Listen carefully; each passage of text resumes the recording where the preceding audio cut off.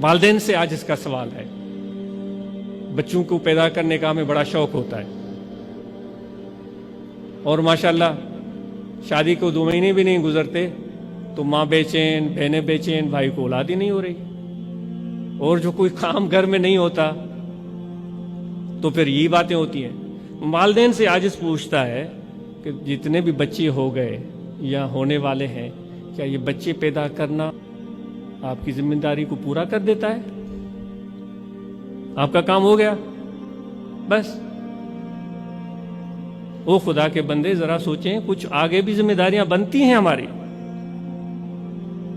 ان کو ٹائم دیا ہے؟ چھوٹی سی بات پوچھتا ہوں، آپ نے بچوں کو ٹائم دیا ہے؟ ان کے ساتھ مل بیٹھے ہیں؟ کبھی ان سے بات کی ہے؟ کبھی ان کو سمجھنے کی کوشش کی ہے؟ یا ان کو آنکھ بند کر کے فیصلہ کر لیا بھائی اس کو جو ہے نا بس اس کو تو ڈاکٹر بننا ہے، اس کو انجینئر بننا ہے، اللہ اللہ خیر صلاح، جاؤ پڑھو. اس طرح تو بچے نہیں پالے جاتے. آپ نے دیکھا ہوگا ایک بلی ہوتی ہے، اس کے چھوٹے کٹنس ہوتی ہیں، ان کو کس طرح سکھاتی ہے پانی پینا، کھانا کھانا، پوٹی کرنا، ایک ایک چیز، منہ صاف کرنا ان کو سکھاتی ہے. اے اولل الباب، اے عقل مند انسان، ہمیں کیا ہو گیا؟ بچوں کو ٹائم دیا ہے یا نہیں دیا ہے؟ مجھے جواب چاہیے. کتنا ٹائم دیا ہے روزانہ؟ اگر ہم ٹائم نہیں دے رہے تھے تو آج کے بعد ہم سب نے بچوں کو ٹائم دینا ہے، ان کے ساتھ بیٹھنا ہے، ان کی باتیں سننی ہے، لیکچر نہیں سنانے. ایک تو ہمیں بولنے کی بڑی عادت پڑ گئی ہے، خامخواہ بولتے رہتے ہیں. حضور علیہ الصلوۃ والسلام کا ارشاد پاک ہے، جو چپ رہتا ہے وہ کامیاب ہوتا ہے.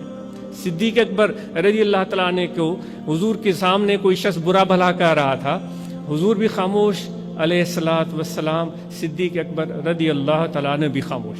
وہ کہہ رہا ہے، کوئی جوابی کاروائی نہیں ہو رہی ہے.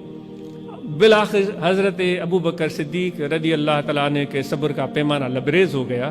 اس نے صرف یہ کہا کہ بھائی جو تو مجھے تہمتیں لگا رہا ہے، مجھے برا بھلا کہہ رہا ہے، ایسا تو میں نہیں ہوں، شاید تو ہی ایسا ہوگا، شاید کچھ اس طرح، واللہ عالم بالصواب، کوئی غلطی ہو جائے تو میں معذرت خواہ. یہ بات کہنی تھی تو حضور علیہ الصلوۃ والسلام فوراً اس محفل سے اٹھ کر چلے گئے. چہرے پر ناگواری بھی آئی، ناپسندیدگی بھی آئی، اور روانہ ہو گئے. صدیق اکبر پریشان ہو گئے. ابو بکر صدیق رضی اللہ تعالیٰ نے جب فرصت کا موقع میسر آیا، ایسے ہماری طرح نہیں ہوتے تھے وہ کہ جب بھی بات آئی دماغ میں تو وہ فوراً منہ سے نکال دیا، نہیں. جب موقع میسر آیا، مناسب ٹائم تھا، تو انہوں نے عرض کیا یا رسول اللہ صلی اللہ علیہ وسلم، وہ مجھے برا بھلا کہہ رہا تھا، آپ تشریف فرماتے. میں نے تو اس کو برا بھلا نہیں کہا، میں نے صرف یہ کہا میں ایسا نہیں ہوں، شاید ایسا کہا ہو کہ تم ایسے ہو. تو آپ کو یہ بات پسند نہیں آئی، مجھے بہت اس چیز کا افسوس ہے. آپ صلی اللہ علیہ وآلہ وسلم نے فرمایا، اے صدیق، جب وہ شخص آپ کو برا بھلا کہہ رہا تھا تو اللہ نے عرش سے فرشتہ بھیجا تھا، وہ تمہاری طرف سے اس کو جواب دے رہا تھا، وہ جواب دیے جا رہا تھا. لیکن جیسے ہی آپ نے زبان ہلائی تو فرشتہ چلا گیا. تو ہم نے بھی سوچا کہ جب فرشتہ چلا گیا تو ہمارے بیٹھنے کی ضرورت نہیں ہے. اے میرے بھائیو، اگر مجھے یا آپ کو کوئی برا بھلا کہتا بھی ہے تو حضور علیہ الصلوۃ والسلام کے ارشاد کے مطابق خدا کی طرف سے اس کو جواب مل رہا ہوتا ہے، تو ہم کیوں پریشان ہوتے ہیں؟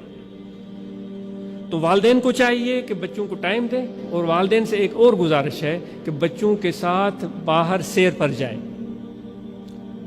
بھلے آپ کے چلنا پھرنا جو شروع کر دیتے ہیں بچے اس عمر میں ہو، ان کو باہر لے جائیں، ماں بھی ہو باپ بھی ساتھ ہو، اور ان کو بتائیں یہ فلاں درخت ہے، اس درخت کا کیا نام ہے، اس درخت کی کیا عمر ہوتی ہے، اس درخت میں پھل لگتا ہے یا نہیں، یہ پرندے کا کیا نام ہے، فصلیں کون سی اس موسم میں ہوتی ہیں، پاکستان کے اس موسم میں کون سی فصلیں ہوتی ہیں، گرمی میں کون سی فصلیں ہوتی ہیں. ان کو ایک ایک چیز پیار سے محبت سے بتاتے چلے جائیں.